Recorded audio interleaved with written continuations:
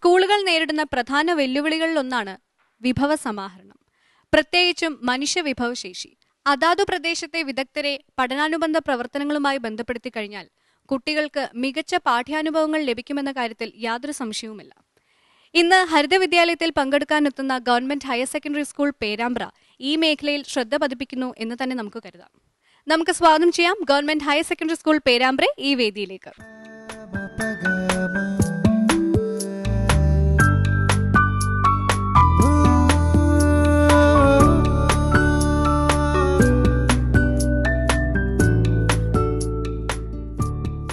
Perambra higher secondary സ്കൂളിന്റെ ആമുഖ ദൃശ്യങ്ങളിലേക്ക്.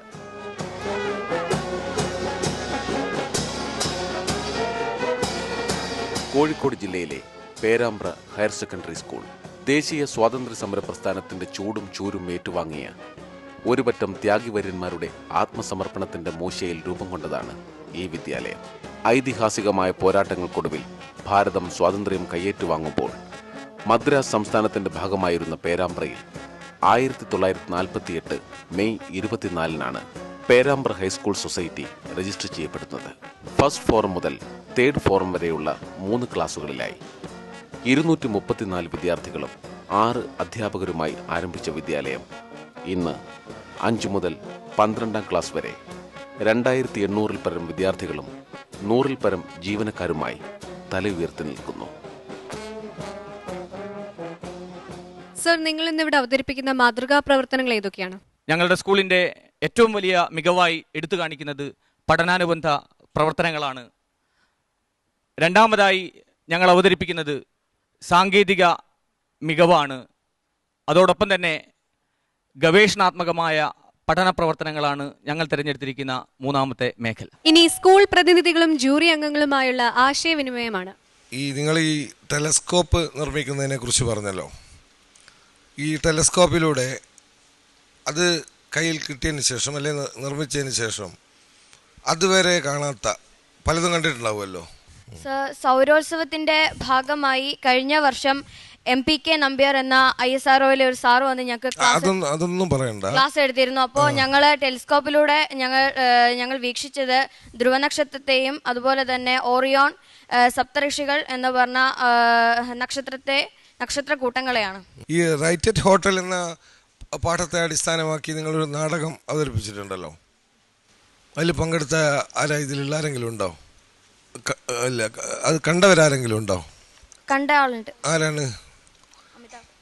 എങ്ങനെയായിരുന്നു ആ അവതരണം? കുട്ടികളിൽ ഉണ്ടാക്കിയ പ്രതികരണം എന്ന് വെച്ചാൽ നൈറ്റ് അറ്റ് ദ ഹോട്ടൽ എന്ന് വെച്ചാൽ അതിൻ്റെ കഥാഗതി കുട്ടികൾക്ക് കൂടുതൽ സുഗമമായി മനസ്സിലാക്കാൻ വേണ്ടിയാണ് ഞങ്ങൾ നാടക രൂപത്തിൽ അവതരിപ്പിച്ചത്. അപ്പോൾ അത് ഒരു നാടകം അവതരിപ്പിക്കുന്നതിന് മുന്നേ തന്നെ ഞങ്ങൾ അതിൻ്റെ സ്ക്രിപ്റ്റ് എഴുതിയിരുന്നു. അപ്പോൾ സ്ക്രിപ്റ്റ് എഴുതുന്നതിലൂടെ കുട്ടികൾക്ക് എങ്ങനെ ഒരു സ്ക്രിപ്റ്റ് എഴുതാമെന്നുള്ള ഒരു മാതൃക കൂടിയാണ് ഞങ്ങൾ കാട്ടിക്കൊടുത്തത്. നന്നായി അഭിനയിച്ച കുട്ടികളൊക്കെ തീർച്ചയായും അത് അവരെ തന്നെ സ്വന്തം. ഇംഗ്ലീഷ് ഉച്ചാരണമൊക്കെ ആരാ പഠിപ്പിച്ചത്? ഞങ്ങളുടെ ഇംഗ്ലീഷ് അധ്യാപകന്മാരാണ്. അധ്യാപകന്മാർ തന്നെയാണ് അല്ലേ? അതെ. ഈ ബാലി വിജയത്തിലുള്ള ഒരു ഭാഗം പഠിക്കാനില്ലേ? അതുണ്ട്. എന്താ പേര് ഓർമ്മയുണ്ടോ പാഠത്തിന്റെ? രാവണൻ പിടിച്ച പുലിവാല്. ഈ സൂര്യ നമസ്കാരത്തിലും ആയിരുന്ന മുഴുകിയിരുന്ന ബാലിയെ ഈ നാരദര് പറഞ്ഞ പ്രകാരം രാവണൻ നേരിടുന്ന ഒരു രംഗാണല്ലോ അത്, അല്ലേ? അതെ. ഇപ്പൊ രാവണനെ വാലിൽ ചുറ്റി ബാലി തീർത്ഥസ്നാനം ചെയ്യിച്ചു, അല്ലേ? അതെ. എന്താ അഭിപ്രായം? ബാലി ചെയ്തത് ശരിയായോ? ഇപ്പോൾ അഹങ്കാരവും ദുരയും മൂത്തുവരുന്ന ഒരു ആധുനിക കാലഘട്ടത്തിലാണ് നാം ജീവിക്കുന്നത്. തീർച്ചയായിട്ടും നമ്മുടെ ഈ പ്രവർത്തനങ്ങൾ മാറ്റേണ്ടത് തന്നെയാണ്. ഇതിനൊരു ഉദാഹരണമായാണ് കുഞ്ചൻ നമ്പ്യാർ ജനകീയ കവിയെന്നതിന് പൂർവധികമായി ഇത്തരം തുള്ളൽ കൃതികളും മറ്റും രചിച്ചത്. ഇതിലൂടെ സാമൂഹ്യ പരിഷ്കരണം നമുക്ക് പ്രതീക്ഷിക്കാം. അത് ചെയ്തത് കുഞ്ചൻ നമ്പ്യാർ ചെയ്തത് ശരിയാണോ എന്നല്ല ഞാൻ ചോദിച്ചത്. ബാലി ചെയ്ത് ശരി തന്നെയാണ്. ശരിയാണ്. എന്തുകൊണ്ടാണ് ഹിബ ശരിയായത്? രാവണന്റെ അഹങ്കാരം അവസാനിപ്പിച്ചു എന്നുള്ളതുകൊണ്ടാണോ? രാവണന്റെ അഹങ്കാരം അവസാനിപ്പിക്കുന്നതിന് കാരണമായി. അപ്പൊ ഈ പുതിയ കാലത്ത് ഇത്രയും അഹങ്കാരമുള്ള ആളുകൾ ഉണ്ടായല്ലേ, നമ്മൾ എന്ത് ചെയ്യും? വാലിൽ ചുറ്റിയിട്ട് ബാലിക്ക് ഇത് സാധിക്കും. നമ്മളെന്താ ചെയ്യേണ്ടത്? നമ്മളാണെങ്കിൽ എന്ത് ചെയ്യും? നമ്മുടെ മാതൃകാപരമായ പ്രവർത്തനങ്ങളിലൂടെ അവർക്ക് മാതൃകയായാല് അവരത് മാതൃകയാക്കും. അപ്പോൾ മറ്റുള്ളവർക്ക് അവരുടെ സ്വഭാവത്തിലും മറ്റും മാറ്റങ്ങൾ വരുത്താൻ കഴിയും. മാതൃകാ പ്രവർത്തനത്തിലൂടെ അഹങ്കാരം അവസാനിപ്പിക്കാം അല്ലേ? അതെ. ശരി. ഒരു സംശയം മാത്രമേ ഉള്ളൂ. 2000-ൽ പരം കുട്ടികൾ പഠിക്കുന്ന സ്കൂളിൽ എങ്ങനെയാണ് ഈ 9 കയ്യെഴുത്ത് മാസിക മാത്രം പ്രസിദ്ധീകരിക്കാൻ കാരണമായത്? പ്രസിദ്ധീകരിച്ച കയ്യെഴുത്ത് മാസികകളുടെ എണ്ണം അതിലും എത്രയോ അധികമാണ്. അതേസമയത്ത് ക്ലാസ്സുകളിൽ തയ്യാറാക്കുന്ന കയ്യെഴുത്ത് മാസികകൾ അത് ഓരോ വിഷയത്തിൻ്റെയും പഠന പ്രവർത്തനങ്ങളുടെ ഭാഗമായി തന്നെ അത്തരം കയ്യെഴുത്ത് മാസികകൾ തയ്യാറാക്കപ്പെടുന്നുണ്ട്. അതേസമയത്ത് സ്കൂൾ തലത്തിൽ ഒരു പ്രത്യേക വിഷയവുമായി എന്തുകൊണ്ടാണ് ഈ 9 എന്നിവിടെ തരാൻ കാരണം എന്താണെന്ന് മാത്രമേ ഞാൻ ചോദിച്ചുള്ളൂ. സ്കൂൾ തലത്തിൽ കഴിഞ്ഞ അക്കാദമിക വർഷം പ്രധാനപ്പെട്ട ദിനാചരണങ്ങളുമായി ബന്ധപ്പെട്ടുകൊണ്ട്, ഉദാഹരണം പറഞ്ഞാൽ ലോക ജനസംഖ്യാ ദിനം ആചരിക്കുന്ന സമയത്ത് ജനസംഖ്യയുമായി ബന്ധപ്പെട്ടുകൊണ്ടുള്ള ഒരു കയ്യെഴുത്ത് മാസിക സ്കൂൾ തലത്തിൽ ഇതില് നിങ്ങൾ ഒരുപാട് മാസിക പ്രസിദ്ധീകരിച്ചു എന്ന് പറഞ്ഞു കഴിഞ്ഞു. അത് എന്തുകൊണ്ടാണ് ഈ ഇതില് 9 എന്ന് മാത്രം എഴുതിയത് എന്നാണ് ഞാൻ ചോദിച്ചത്. സ്കൂൾ തലത്തിൽ പൊതുവായി തയ്യാറാക്കപ്പെട്ട, സ്കൂളിന് പൊതുവായി മൊത്തത്തിൽ തയ്യാറാക്കപ്പെട്ട 9 വിഷയങ്ങളെ അടിസ്ഥാനപ്പെടുത്തിക്കൊണ്ട് തയ്യാറാക്കിയ കയ്യെഴുത്ത് മാസികകളായതുകൊണ്ടാണ് അത് പ്രത്യേകം പരാമർശിക്കപ്പെട്ടത്. ഈ നിങ്ങൾ കുട്ടികൾ എപ്പോഴാണ് ഇന്റർനെറ്റ് ഒക്കെ ഉപയോഗിക്കുന്നത്? ഞങ്ങൾ ചിലപ്പോൾ IT പീരീഡ്, ഞങ്ങൾക്ക് ഓരോ IT പീരീഡ് ഉണ്ട്. അപ്പോൾ IT പീരീഡിൽ ഞങ്ങൾക്ക് IT ലാബ് ചെയ്യേണ്ട വർക്ക് കഴിഞ്ഞ് അധ്യാപകരുടെ അനുവാദത്തോടെ കുറച്ച് സമയം ലാസ്റ്റ് കുറച്ച് പീരീഡ് IT ലാബിൽ ചെയ്യേണ്ട വർക്ക് എന്ന് പറഞ്ഞാൽ എന്ത് വർക്കാണത്? ഞങ്ങൾ IT ലാബിൽ പ്രധാനമായും ചെയ്യുന്നത് ടെക്സ്റ്റ് ബുക്ക് ബേസ്ഡ് ഉള്ള വർക്കാണ്. അതെ, ഈ അവസാനം ചെയ്ത വർക്ക് എന്താണ്? ഞങ്ങളിപ്പോൾ ഇപ്പോൾ IT പ്രാക്ടിക്കൽ എക്സാം നടന്നുകൊണ്ടിരിക്കുകയാണ് ഞങ്ങളുടെ സ്കൂള്. അപ്പോൾ ഞങ്ങൾ കഴിഞ്ഞ ക്ലാസ്സിൽ ഞങ്ങൾ ഇതുവരെ ചെയ്ത് ഫുൾ റിവൈൻഡ് ചെയ്തായിരുന്നു. ജിംബ്, അതുപോലത്തെ പ്രസന്റേഷൻ സോഫ്റ്റ്വെയർ, അങ്ങനത്തെ ഓരോന്ന്. ആണോ? വെബ്സൈറ്റ് ഉണ്ടാക്കിയ ഏതെങ്കിലും വിദ്യാർത്ഥികൾ ഇവിടെ ഉണ്ടോ? വെബ്സൈറ്റിൽ സംഭാവന ചെയ്ത അത് അപ്ഡേറ്റ് ചെയ്യാറുണ്ടോ? ആരാണ് അപ്ഡേറ്റ് ചെയ്യുന്നത്? അപ്ഡേറ്റ് ചെയ്യാറുണ്ടോ? നോക്കാറുണ്ടോ നിങ്ങൾ? സതീഷ് സാർ അപ്ഡേറ്റ് ചെയ്യാറുണ്ട്. സതീഷ് സാറാണ് അപ്ഡേറ്റ് ചെയ്യുന്നത്. നിങ്ങൾ വേണം. അപ്പം IT ക്ലബിൻ്റെ പ്രസിഡന്റ് എന്ത് പറയുന്നു? IT ക്ലബിൻ്റെ പ്രസിഡന്റ് അല്ലേ അപ്ഡേറ്റ് ചെയ്യാൻ മുൻകൈ എടുക്കേണ്ടത്? സാറാണോ അപ്ഡേറ്റ് ചെയ്യേണ്ടത് നിങ്ങളുടെ സ്കൂളിൻ്റെ? ഞങ്ങളും അപ്ഡേറ്റ് ചെയ്യാറുണ്ട്. അത് ഈ അടുത്തിടെ എന്താണ് അപ്ഡേറ്റ് ചെയ്തത്? അടുത്ത് കഴിഞ്ഞ ഒരു IT ക്ലബിന്റെ മീറ്റിംഗ് ഉണ്ടായിരുന്നു, അതിനുശേഷം തന്നെ അപ്ഡേറ്റ് ചെയ്തിട്ടുണ്ട്. അപ്ഡേറ്റ് ചെയ്തോ? ഇപ്പൊ പോയിട്ട് ഹരിത വിദ്യാലയത്തെ പറ്റി വെബ്സൈറ്റിൽ ഇടുവോ? ഉറപ്പായിട്ടും ഇടുവോ? അപ്പൊ ഞാൻ നോക്കും. അപ്പൊ ശരി ടീച്ചർ, ഞങ്ങളുടെ വെബ്സൈറ്റിനേക്കാൾ കൂടുതൽ ഞങ്ങൾ ഉപയോഗിക്കുന്ന ബ്ലോഗാണ്. ബ്ലോഗാണോ? അപ്പൊ നിങ്ങളുടെ ബ്ലോഗ് നോക്കാം. ബ്ലോഗിലിട് ഹരിത വിദ്യാലയത്തെ പറ്റി എല്ലാവരുടെയും ഒരു അനുഭവം എഴുതിയിടുവോ? അപ്പം ഞാൻ നോക്കാം. എന്നിട്ട് അപ്പം ഒന്ന് അറിയാമല്ലോ നിങ്ങളുടെ IT ക്ലബ് എത്ര സജീവമാണെന്ന്. ഞങ്ങളെ പറ്റിയുള്ള അഭിപ്രായം എഴുതണം കേട്ടോ ബ്ലോഗിൽ. ഓരോ ജൂറിയെ പറ്റി എഴുതണം കേട്ടല്ലോ. ശരി. ബ്ലോഗ് ഇംഗ്ലീഷിലോ മലയാളത്തിലോ എഴുതുന്നേ? മലയാളത്തിലും ബ്ലോഗ് എഴുതാൻ പറ്റുമോ നിങ്ങൾക്ക്? മലയാളം അടിച്ചു കയറ്റാനൊക്കെ അറിയാമോ?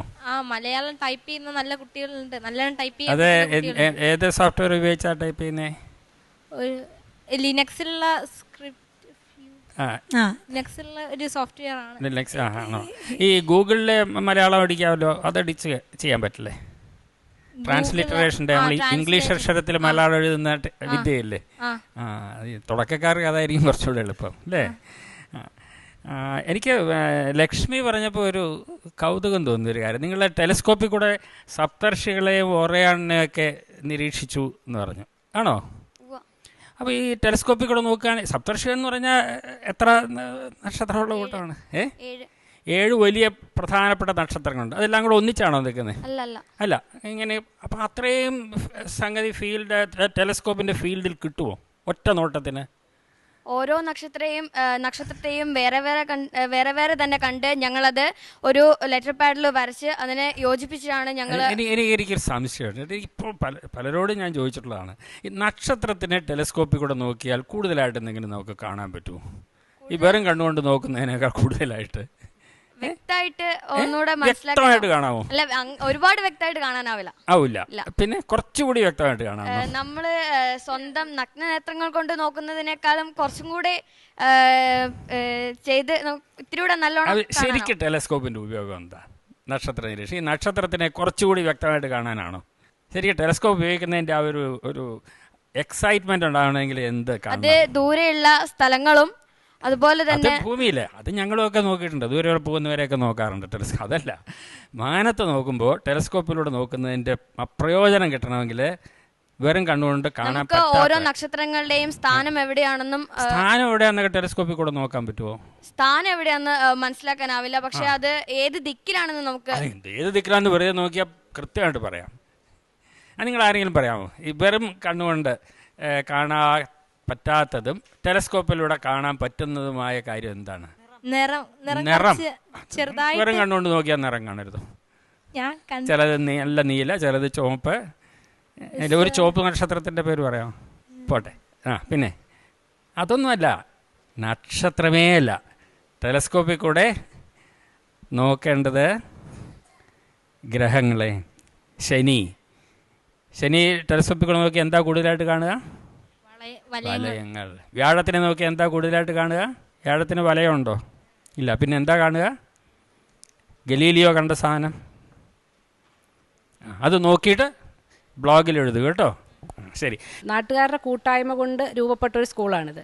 ഇപ്പോൾ ഈ സ്കൂളിന് ചുറ്റുപാടുമുള്ള സമൂഹവുമായിട്ട് എന്ത് ബന്ധമാണുള്ളത്? എന്ത് തരം പരിപാടികളാണ്, അല്ലെങ്കിൽ എന്ത് തരത്തിലുള്ള ഒരു ബന്ധമാണ് ചുറ്റുമുള്ള സമൂഹവുമായിട്ടുള്ളത്? ഇപ്പോൾ ഞങ്ങൾക്ക് SLC എക്സാം അനുബന്ധിച്ച് ജനുവരി ഫെബ്രുവരി മാസങ്ങളിൽ ഞങ്ങളൊരു പ്രാദേശിക സഹവാസ ക്യാമ്പ് നടത്താറുണ്ട്.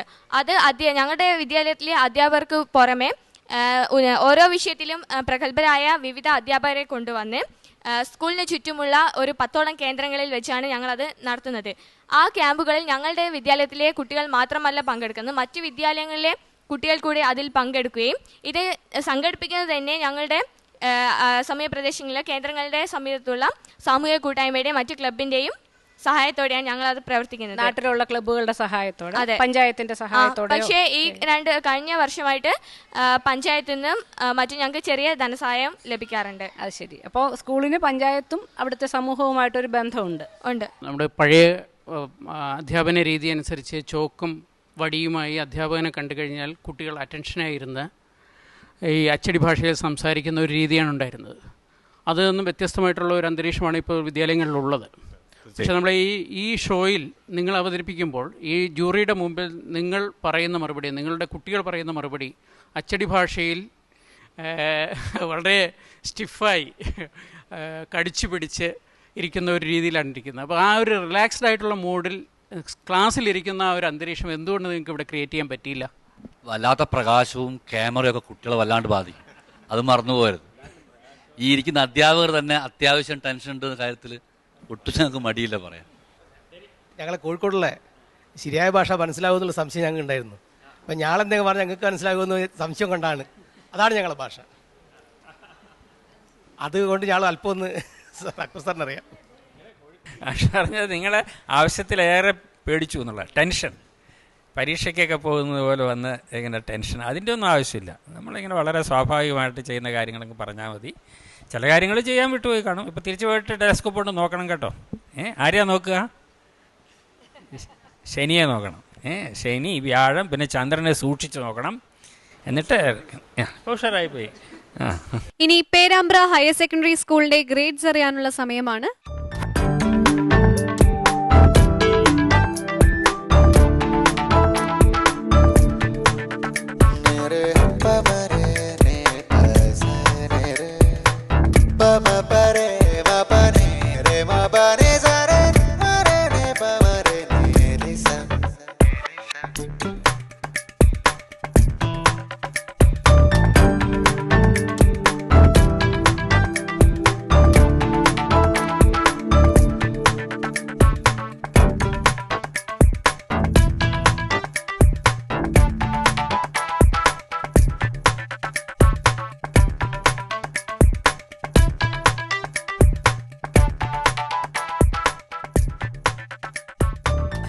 പേരാമ്പ്ര ഹയർ സെക്കൻഡറി സ്കൂളിന് ജഡ്ജസ് നൽകിയിരിക്കുന്ന സ്കോർ 91.9 ഔട്ട് ഓഫ് 100.